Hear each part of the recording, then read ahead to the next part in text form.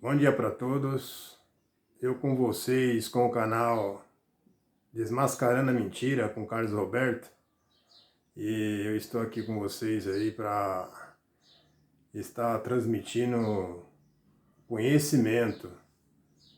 E o conhecimento hoje, amados, seria a respeito de uma matéria e que essa matéria ela está registrada na Bíblia e que é uma matéria em que um certo personagem que está aí no YouTube, que tem o seu canal aberto chamado Esboçando Ideia, essa pessoa que está com esse canal e que o seu nome se chama André Sanches.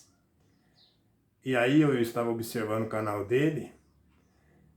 Ele, na verdade, amados, ele tem umas boas matérias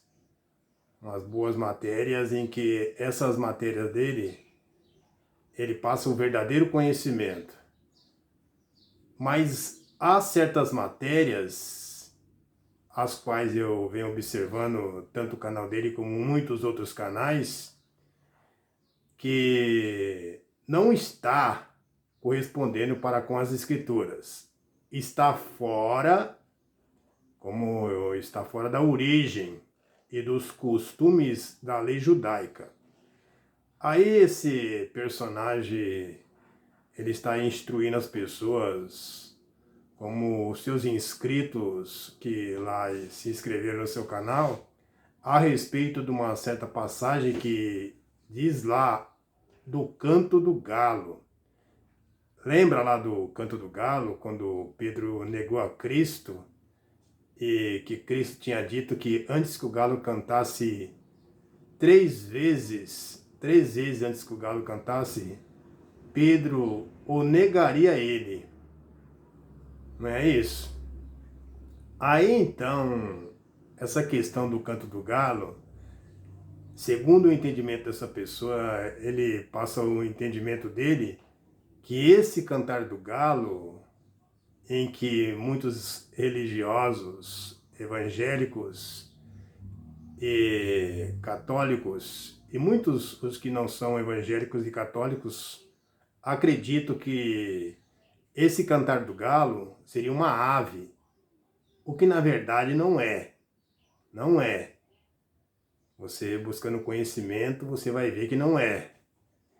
Mas ele aí está negando isso, passando o entendimento dele que seria assim. Dentro da Bíblia, ele está querendo dizer que seria assim e que a Bíblia está lá dizendo que é isso, que seria uma ave. Eu não vou prolongar o assunto, mas eu vou deixar aqui para vocês ouvir uma matéria minha que eu deixei gravada, como também os argumentos dele, o seu entendimento e a sua teoria a respeito pelo que ele está dizendo do cantar do galo. Eu vou me apresentar nesta gravação, vou me apresentar para com os senhores e eu vou estar aí na tela prestando atenção, junto com vocês, essa minha matéria, como também a matéria dele. Vocês vão ouvir. Boa noite, senhores. Eu aqui com o canal Desmascarando a Mentira, com o Carlos Roberto. Eu estava aqui observando mais uma vez o canal do André Sanches, com seu canal Esboçando Ideias. E então ele está com seu canal comentando sobre uma passagem que está em Marcos 14:30, que fala do canto do galo. E ouvindo aí a matéria dele no seu canal, ele estava explicando para os seus inscritos que essa questão do canto do galo, que está aí registrado na Bíblia, e que ele está explicando e dizendo em detalhes que na Bíblia está lá realmente falando que esse canto do galo seria uma ave, um animal, um bicho de plumas, e que seria isso. E aí ele vai explicar, dando o parecer dele, afirmando que essa questão que fala na Bíblia do canto do galo, a Bíblia está se referindo a uma ave mesmo, a um galo. E ele vai dar os parecer dele. Vocês vão ver. E eu vou de novo refutá-lo. Que isso que ele está explicando e ensinando as pessoas é mentira. Aí vocês vão ouvir com atenção. Prestar atenção na matéria dele. Vamos aqui analisar o galo que cantou quando Pedro negou Jesus. Texto de Marcos 14, versículo 30, que diz o seguinte: respondeu-lhe Jesus, em verdade te digo, né, está falando para Pedro, que hoje, nesta noite, antes que 2 vezes cante o galo, tu me negarás 3 vezes. E aqui que entra então a polêmica e a pergunta da nossa leitura, ok? Alguns vão dizer o seguinte: olha, esse cante o galo que Jesus mencionou aqui é um tipo de toque que os romanos davam na madrugada para marcar qual era o horário. Mais ou menos parecido, sabe aquelas igrejas que têm sinos que, né, chega um determinado horário, por exemplo, 8 horas e o sino bate 8 vezes?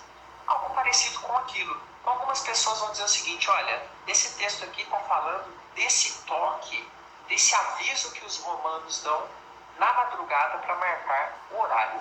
E aí, então, pensando nisso, alguns vão dizer que não é uma ave esse galo citado aqui.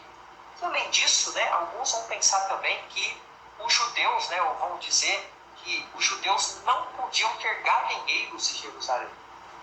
Olha só quantas coisas que são lançadas sobre esse texto. Vamos analisar então se tudo isso que eu falei, a questão dos romanos, desse aviso, a questão dos judeus não poderem ter galos, será que tudo isso então indica que esse galo era um toque de relógio? Vamos avaliar aqui algumas questões. Primeiro, vamos falar um pouquinho do Talmud. Talvez você não saiba o que é um Talmud, mas eu vou te explicar aqui de forma simples. É um comentário sobre as leis judaicas, chamado Talmud. Você tem até aí na internet, você encontra comentário sobre as leis judaicas. Ele vai dizer que os judeus eles eram proibidos lá no tempo de Jesus de ter galináceos, ou seja, ali galinhas, galos dessa espécie. Por quê? Pois as larvas de insetos, né, procriavam os excrementos do cocô das galinhas e facilitavam a contaminação da carne dos sacrifícios. Okay? Isso de fato está escrito lá no Talmud. Okay? Nós temos aí essa menção histórica. Okay? Então quer dizer então que já que os judeus não podiam ter galos, quer dizer que o galo mencionado por Jesus lá na negativa de Pedro não era uma ave? Opa, calma que não é bem assim. Olha só, vamos pensar uma coisa aqui, algumas observações. Primeiro, os romanos não tinham proibição alguma de ter galos, e os judeus que não seguiam as leis judaicas, e existiam judeus que preferiam não seguir a religião, eles podiam fazer o que eles quisessem, eles podiam ter galos. E a gente sabe que galos e galinhas, né, é uma criação muito utilizada para dar ovos, para dar carne, né? Então, por que não os romanos ter galos e também judeus que não seguiam leis judaicas? Veja, é algo totalmente possível dentro de um território em que os romanos dominavam, né, ditavam as leis. Quem poderia proibir os romanos de ter galos? Ou judeus que não seguiam as leis judaicas. A gente vê, inclusive, né, os judeus não comiam porcos, mas a gente tem menção de porcos na Bíblia em alguns territórios ali, né, onde tinham judeus também. Então, a gente tem a possibilidade de haver galos ali na cena de Pedro negando Jesus. Essa é a primeira observação. Então, o comentário que o Talmud faz, ele, né, não exclui a possibilidade de haver galos por ali. Segunda observação, No texto que a gente mencionou acima, lá em Marcos 14, versículo 30, a palavra galo, mencionada ali, vem da palavra grega alector, ou seja, ela é utilizada para galo ou para o macho de qualquer ave. Então veja, nós temos aqui uma ideia que parece bastante clara de um uso do escritor descrevendo de fato uma ave. E quando ele não cita nada relacionado ao horário, como no outro texto que nós lemos, né, lá em Marcos, deixa eu lembrar aqui, 13:35, onde fica claro o contexto de horário, e aqui em Marcos 14:30 não temos esse contexto claro de horário. Então, a meu ver prevalece então o uso do galo como uma ave, não como aí um toque dos romanos, né, que muitos falam.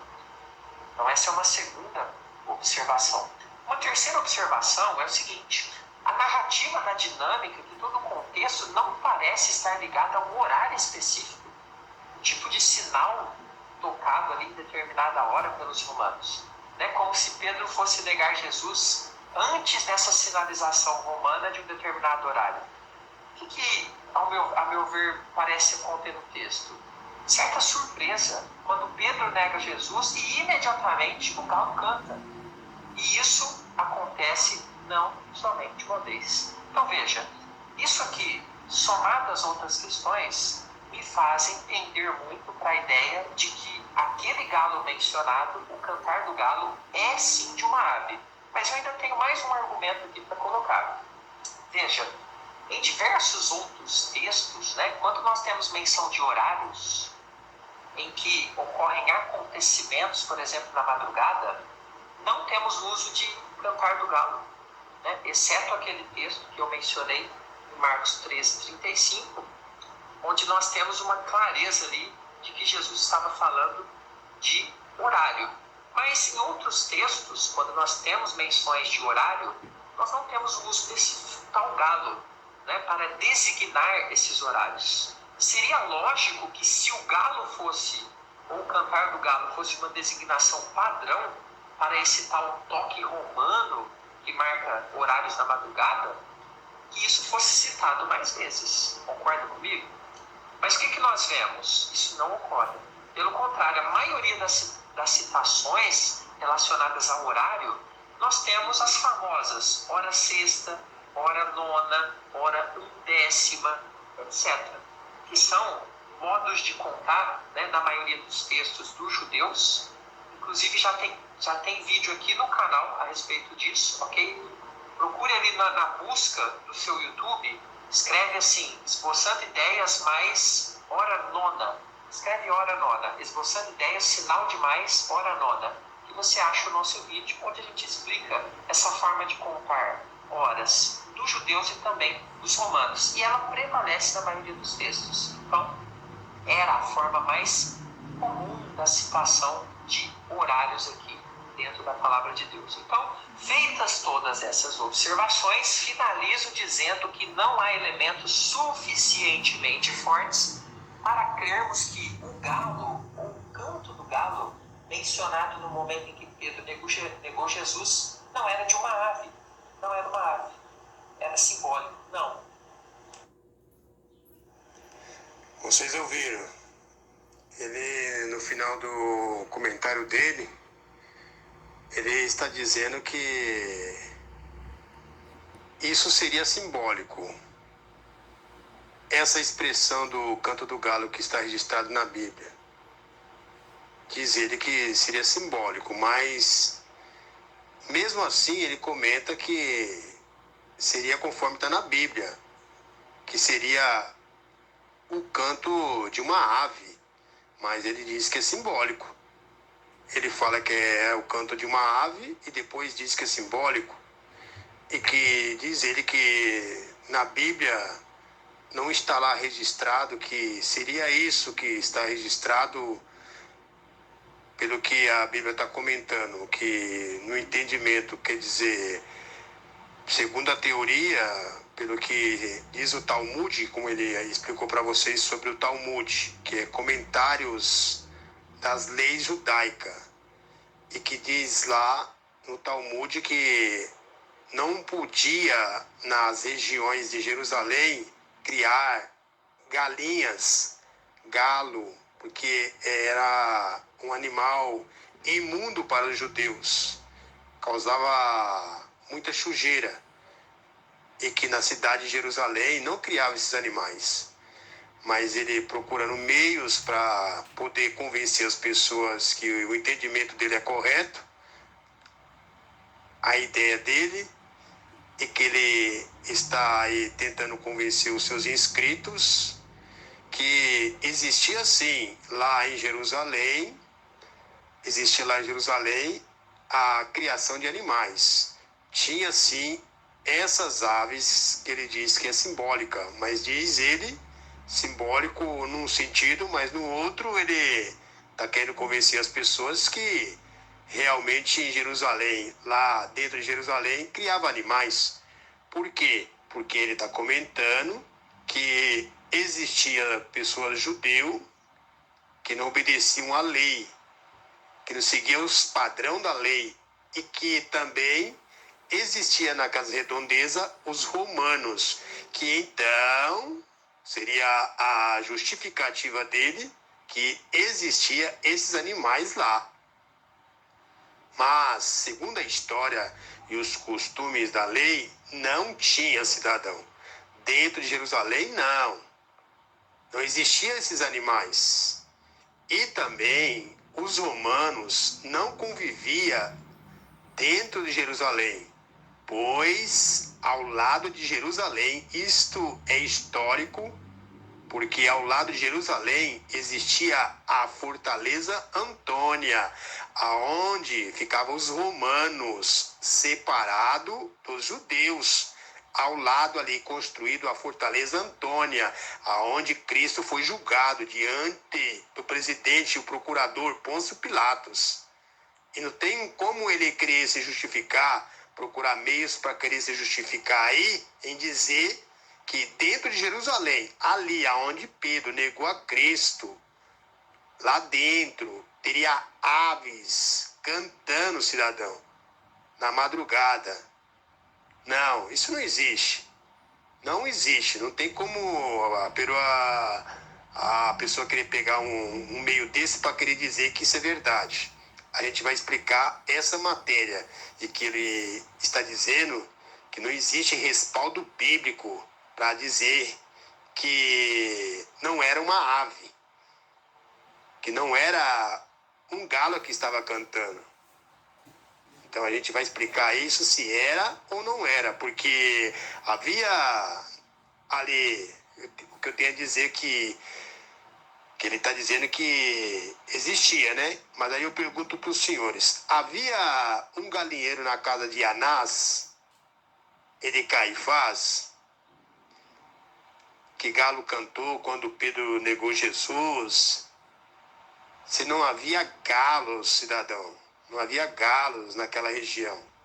Porque em Mateus 26, versículos 69 e 75, e textos paralelos descritos nos outros evangelhos, apresentam uma das mais fascinantes histórias na vida de Pedro, discípulo do amado Mestre. Costumeiramente tem se aceito com toda a naturalidade que o canto do galo, referido por Jesus quando falou antecipadamente que Pedro o trairia, era realmente o cantar de um galo, uma ave. No entanto, pode perfeitamente ser que o canto do galo não fosse o canto de uma ave. E desde o começo não pretende significar isso. Acima de tudo, a casa do sumo sacerdote, presta atenção que a casa do sumo sacerdote estava no centro de Jerusalém, Yahushalaim. E certamente não haveria um galinheiro no centro da cidade. De fato, havia uma regra na lei judaica que era ilegal ter galos e galinhas nas cidades santas, por questões higiênicas. Jerusalém era tida como uma cidade santa e as galinhas sujariam a cidade. De acordo com o Baba Kamá 7.7, era proibido criar galinhas em Jerusalém por causa das coisas santas. Por isso, havia uma ordem rabínica seguida à risca pela população. Essa ordem era contra a qualquer criação ou manutenção de galos ou galinhas dentro das muralhas da cidade, visto que eles, além de fazerem suas necessidades físicas em qualquer lugar, também ciscavam procurando pequenos bichos para se alimentarem, produzindo então coisas impuras, violando assim a lei da pureza em Israel, que era de extrema importância para eles. Eles não aceitariam isso, em hipótese alguma. A lei judaica da época, o escrito lá, Mishnah, em sua divisão Nezikim, danos, e no tratado Baba Kamá 7.7, nos diz sobre aves e outros tipos de animais. Eles não podem criar gado miúdo na terra de Israel, segundo esse documento judaico. Mas eles podem criá-los na Síria ou nos desertos que existem na terra de Israel. Então, não existe essa conversa em eu dizer que pelo fato que certos judeus não obedeciam à lei judaica e que existia romanos lá na redondeza de Israel, que então os cidadãos criavam galinhas. Isso não existe, meu. Essa conversa que esse cidadão está passando aí no YouTube, isso é falácia. Isso aí não tem documentos que provem isso que está dizendo, que certos judeus que não obedeciam à lei criavam esses animais. Não existia isso. Então, eles não podem criar galos em Jerusalém por causa das coisas santas. Nem os sacerdotes podem criá-los em qualquer lugar na terra de Israel por causa das leis concernente a alimentos puros. Ninguém pode criar porco em qualquer lugar. Não, na região de Israel não. O cidadão está dizendo que criava porco ali nas regiões em volta de Jerusalém. Negativo. Um homem não pode criar um cão, a menos que seja mantido ligado por uma corrente. Eles não podem criar armadilhas para os pombos, a menos que seja de 30 ris. 30 ris, que seria 606.436 metros, 6 quilômetros e 436 metros que poderia a pessoa criar galinha longe de Jerusalém, com essa distância.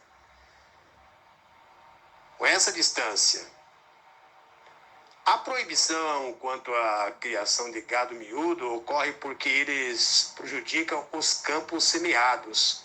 A proibição sobre a criação de galos existe porque eles são suscetíveis a escolher uma massa de lentilha de alguma coisa rastejante e morta, transmitindo assim a impureza para as casas ao voltarem para lá, pois são galos domésticos.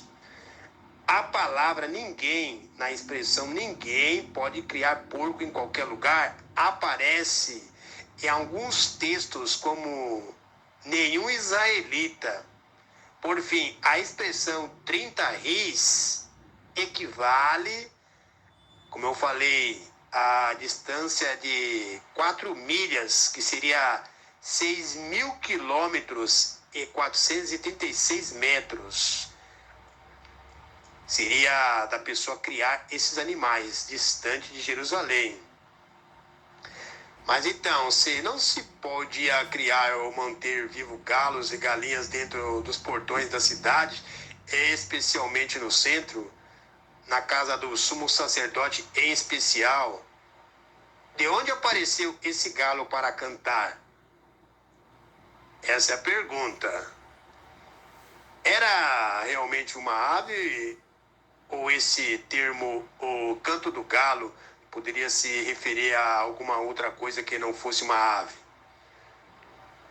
Muitos comentam equívocos porque não conhece a cultura, o cotidiano, o dia a dia da população judaica e romana dos tempos bíblicos, como no caso aí desse pastor, falando uma aberração dessa que judeus que não era observador da lei, que não obedecia à lei, romanos, esses criavam e podia criar esses animais. Não, meu amado, isso não.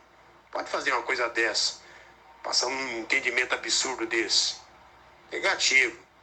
Então, por causa disso, não consegue captar o que o texto realmente quis dizer na sua origem. O que o texto quer dizer com o canto do galo? O segredo tudo está na forma em que os romanos dividiam a noite. Esta era dividida em 4 vigílias de aproximadamente 3 horas cada uma. A primeira vigília, o prêmio Galicínio, do pôr do galo, ou seja, do pôr do sol até às 9 horas, que começava a partir das 6 horas da tarde, às 9 horas da noite também, como no caso seria às 18 horas do pôr do sol, se pondo, 18 horas, a 21 horas da noite, também chamado de vigília do entardecer. Segunda vigília, ou secundum galicínio, das 21 horas à meia-noite, chamada de vigília da meia-noite. Terceira vigília, ou tertium galicínio, de 0 hora às 3 horas da manhã, também conhecida como vigília do canto do galo. Quarta vigília, ou quartus galicínio, das 3 até a aurora, até 6 da manhã, chamada de vigília do amanhecer. Essas 4 vigílias determinavam o período das 3 horas do serviço da guarda romana. Os judeus inicialmente dividiam a noite em 3 vigílias. A primeira, princípios da vigílias, está lá em Lamentações 2:19. Ia desde o sol posto até as 10 horas da noite. A segunda, a vigília média, ou da meia-noite. Em Juízes fala isso, Juízes 7:19. Principiava às 10 horas da noite e prolongava-se até as 2 horas da madrugada. E a terceira vigília da manhã, fala em Samuel 11:11, desde as 2 horas até ao nascer do sol.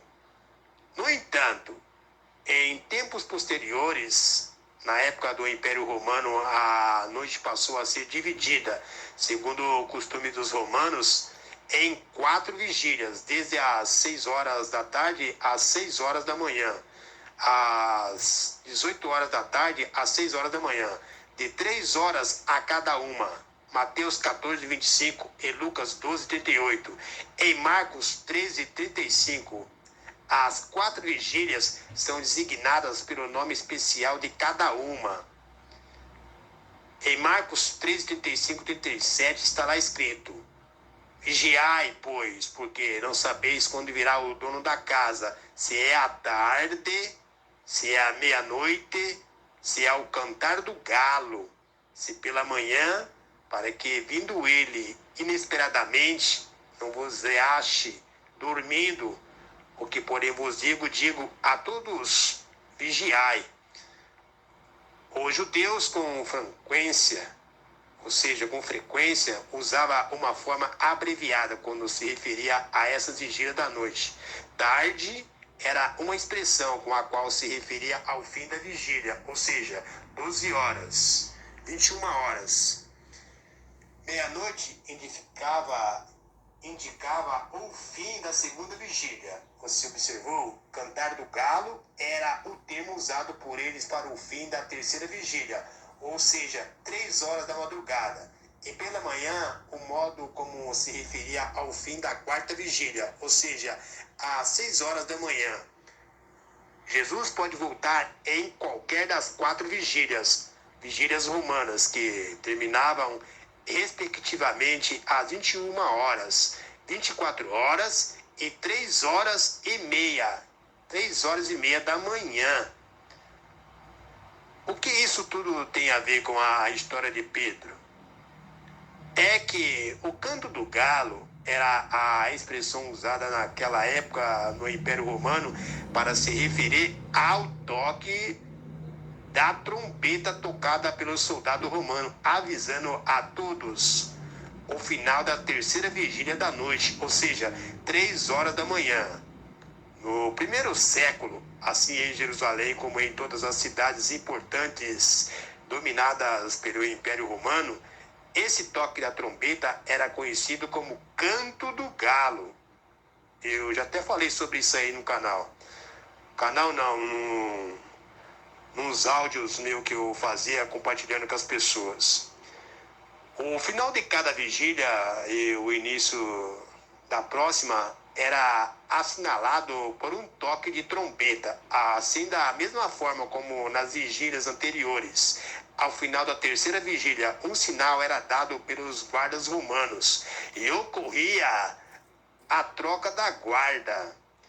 Esse soar da trombeta às 3 horas da manhã era chamado em latim galicínio e de alequitorafonia em grego, e ambos significava em português o canto do galo. Essa expressão romana adveio do fato de que os galos normalmente cantam de madrugada, embora não haja horário previsto para as aves o fazerem. Portanto, se isso realmente foi dessa forma, Jesus estava identificando a hora exata da última negação de Pedro, segundo antes das 3 horas da manhã, quando ocorria o galicínio. Se fosse um galo ave, não haveria um tempo específico para o cumprimento da palavra de Jesus, pois os galos são imprevisíveis e cantam inúmeras vezes. Eles cantam inúmeras vezes na madrugada, mas lembrando-nos que era proibido ter galos ou galinhas dentro dos muros da cidade. Na verdade, não era um sinal que seria dado por uma ave, seria um sinal militar, uma trombeta que demoliria o coração e a alma de Pedro. Não seria o canto de um galo qualquer, cujo barulho não se nota ao longe, mas a trombeta do soldado que ecoaria a negação de Pedro por toda a cidade, como que anunciando a triste e grande covardia operada pelo apóstolo. Todos em Jerusalém sabiam do toque da trombeta da guarda. Somente aí o André Sanches que não está sabendo. Que coisa, né? Somente ele.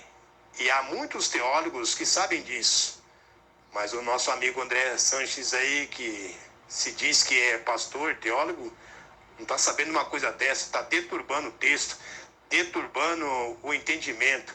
Então, todos em Jerusalém sabiam do toque da trombeta da guarda romana, que era às 3 horas da manhã, no castelo de Antônia. E não que os romanos viviam dentro de Jerusalém, eles viviam separados, eles não conviviam junto aos judeus, porque os costumes eram diferentes. Então eles viviam na fortaleza Antônia, onde se encontrava o presidente Pôncio Pilatos. Eles conheciam que o toque da trombeta era chamado de canto do galo. Jesus não falara de um corriqueiro canto de um galo no fundo do quintal da casa de Anás e de Caifás, mas do barulho ensurdecedor da trombeta que se espalhava por toda Jerusalém, soando forte nos ouvidos de Pedro, balançando sua alma, estrindando o seu coração, com que chorasse copiosamente por ter negado a Cristo. Como explicar o fato, então, do evangelista Marcos narrar a predição de Jesus de uma forma mais específica que os demais evangélicos? Em Marcos 14:30, segundo o que o pastor aí André Sanches apresentou no seu canal, em Marcos 14:30, Jesus diz a Pedro: antes que o galo cante 2 vezes, 3 vezes me negarás. O que acontecia é que durante os tempos festivos, devido ao grande número de pessoas na cidade de Jerusalém, a trombeta era com frequência tocada 2 vezes. Primeiro em uma direção, depois de alguns minutos em outra direção. Como era na época da Páscoa, a trombeta tocou 2 vezes. Isso nos assegura que a terceira negativa de Pedro aconteceu imediatamente, segundo antes das 3 horas da madrugada. Outra explicação é dada pelo historiador Plínio, que afirma o seguinte: o toque da trombeta da meia-noite era conhecido como o primeiro cantar do galo. O toque das 3 horas da manhã era conhecido como o segundo cantar do galo. Desta forma, o historiador Plínio sugere que a primeira negação teria acontecido momentos antes da meia-noite e a última negação de Pedro exatamente segundo antes das 3 horas da madrugada. A segunda negação teria ocorrido no espaço entre meia-noite e as 3 horas da manhã, o que é também uma explicação extremamente viável para o acontecido. Então está aí, gente, está aí a explicação correta, o correto entendimento, que aí eu transmito para os senhores, desmascarando toda mentira. Ouviram aí? Então, esta é a verdade e o verdadeiro conhecimento. Por quê? Iá é rei fiel.